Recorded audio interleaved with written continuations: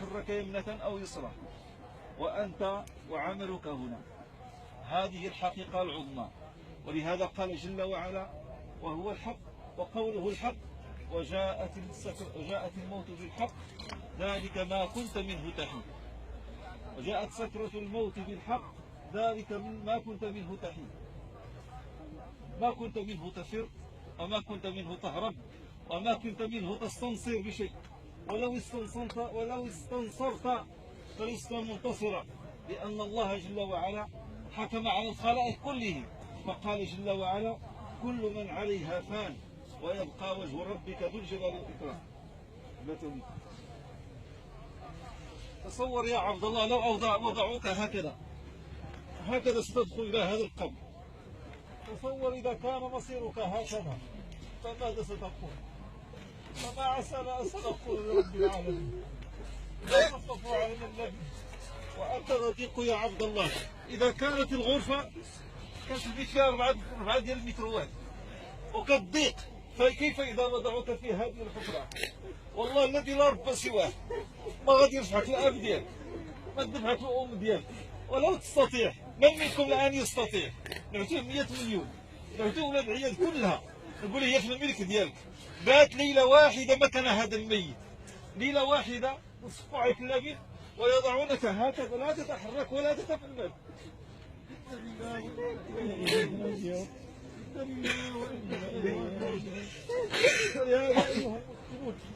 فإن النبي صلى الله عليه وسلم لما رأى القبر وسأل الصحابة سأل على ما مجتمعون، فقالوا مجتمعون على قبر، فانطلق بسرعة صلى الله عليه وسلم كالسهم جثى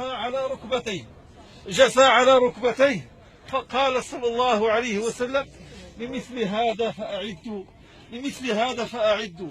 وأقول لك يا تارك الصلاة اتق الله جل وعلا، فإن كنت من المصلين فأبشر، فإن الصلاة تأتي عن يمينك، وإن كنت من أهل الصيام فإن الصيام يأتي إليك في قبرك، وإن كنت من الناس البارين بوالديهم البار بوالديه فإن البر الوالدين والله الذي لا رب سواه ينفع في الدنيا وينفع في القبر وينفع في الآخرة.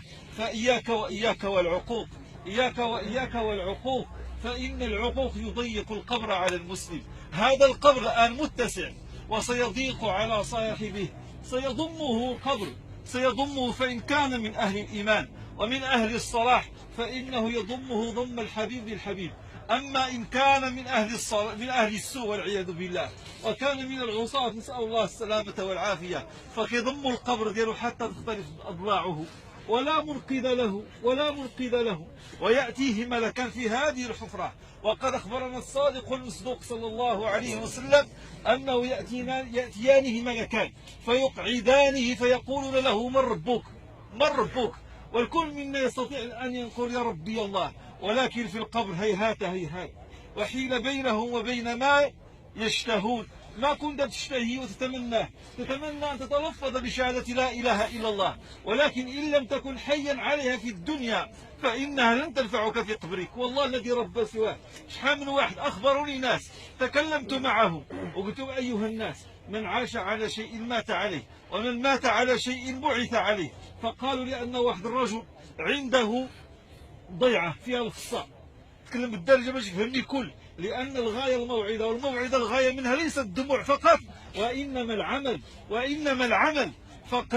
فكان يعتني بضيعته، كيعتني بديك الضيعة وكيرعى ديك الخصاء. ففي الموت كانوا يقولوا له: قل لا إله إلا الله، فيقول لهم: أعزكم الله ردوا الحمار على القصة. نعوذ بالله من غضب الله، نعوذ بالله من سخط الله. وأخبروني أن شابا كان في إيطاليا فجاء بالمال فوقعت له حادثة، فكانوا يقولون له: قل لا إله إلا الله، فيقول: الفلوس في البركة. نعوذ بالله من غضب الله. أوصيكم أيها المسلمون، أوصيكم بطاعات الله جل وعلا والمحافظة على هذه الصلوات في المسجد مع الجماعة، وأوصيكم ببر الوالدين. والله ينفع في هذه الحفرة. إلا كنتي كان عزيزة عليك نفسك وعزيزة عليك روحك وبغيت تلقى وجهك مع الله أبيض، فكرم الوالدين ديالك. فإياك ما منا من أحد إلا ويمشي يصلح العلاقة بينه وبين والديه، ويصلح العلاقة بينه وبين ربه، ويسأل الله جل وعلا أن يقيه عذاب القبر. ولهذا كان عثمان، وما أحوجنا قبل ما ندفن الميت، ما أحوجنا أن نتفكر في هذا القبر. الصحابة ما كانوش كيجوا كيلقاو القبر محفور، لا، كانوا كيجوا كيحفروا القبر. علاش؟ هما عندهم استطاعة باش يمشوا يحفروا، لكن لا، باش تكون الموعظة وتكون الذكر. ما منا كل واحد يتفكر ويخلي المشاغل ديال الدنيا. الآن الدنيا خليناها ورانا، الآن هذه هي أول قدم على الدار الآخرة، هذه أول قدم على الأمور الغيبية التي كنت تؤمن بها، وهو هذا القبر.